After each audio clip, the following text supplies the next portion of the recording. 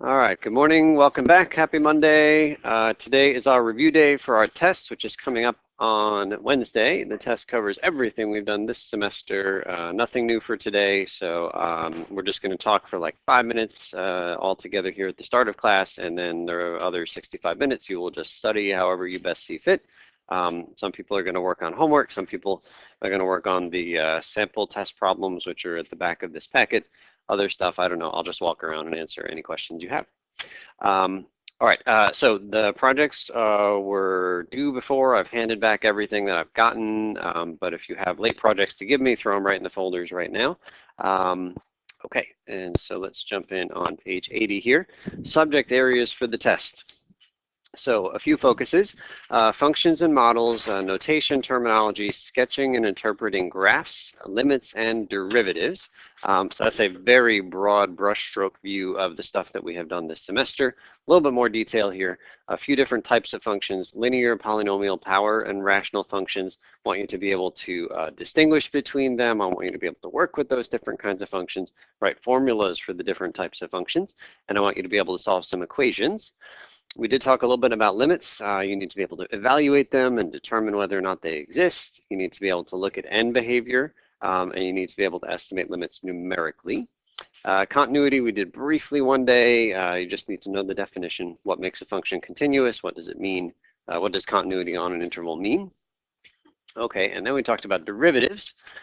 So you need to be able to find a derivative at a point, as well as be able to find a derivative function, like the derivative of x squared is 2x. That's the generic function, in addition to being able to do it numerically at a point. So different ways to estimate or calculate derivatives exactly. We had numerical, graphical, algebraic. That was the lengthy limit definition, as well as with the rules. So far we've got power rule, product rule, quotient rule, etc. You need to be able to interpret the first and second derivative. I think writing units is always helpful in that regard. And I need you to know what the sign of the derivatives means. So for example, if I tell you that the first derivative is negative and the second derivative is positive, I want you to be able to translate that to a decreasing concave up function, something like that.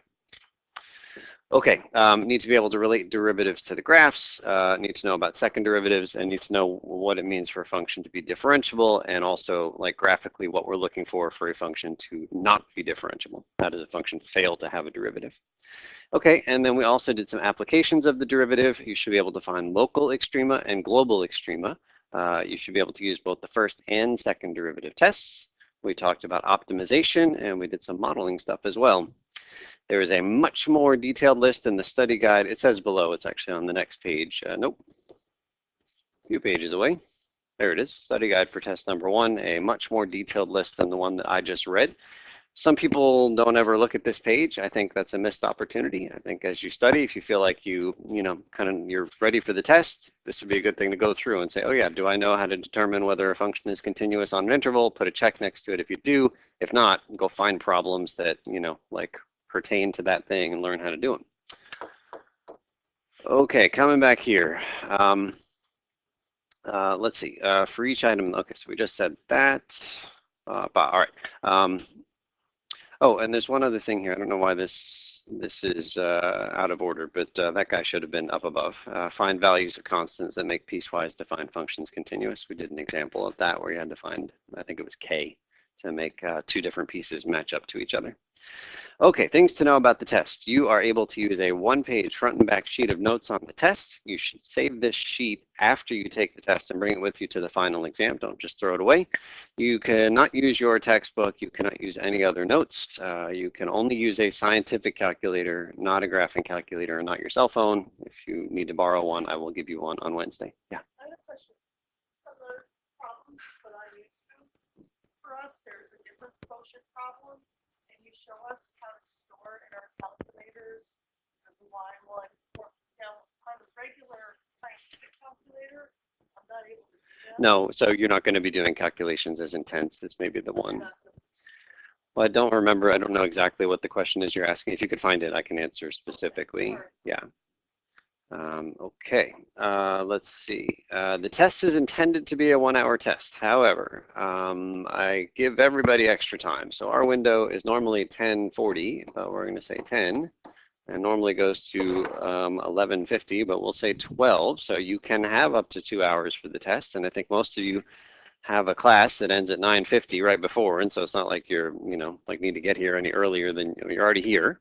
So there's no harm in starting the test early at 10 o'clock, and if you finish early, you just leave early.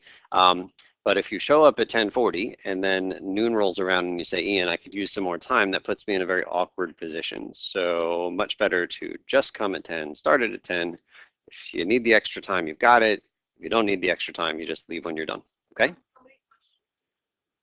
That really varies based on like the length of the question, but it's written to be an hour. Yeah. Okay, if you have accommodations for extra time, talk to me today, please. I encourage you to show all your work on the test. The more you can clearly demonstrate your understanding of the material, the better your chances for partial credit. There is no formal homework assignment for next class. Your job is to study. There is an assignment, I guess a reading assignment for the class after. So if you are in the practice of reading ahead, section 3.4 is the reading for Friday's class. Okay, so stuff for you to do right now. You got lots of choices. I mentioned you can go over the sample test problems, which are a few pages down the road in this packet. You can go over old homework. Some people, as I was checking homework today, said, hey, I wasn't able to get this one or that one. Okay, so let's figure that out right now. Another option is to go back to class 10 where we had there was a graph and then like questions A through Y or something like that. And I said, skip some of them. Well, you can go back and do the ones that I asked you to skip, so you can do that. Or on the next page, there is another set of questions. The graph looks the same, but this is a really different set of mental gymnastics you're going to do to answer these questions, even though it looks very similar to the other activity. Okay?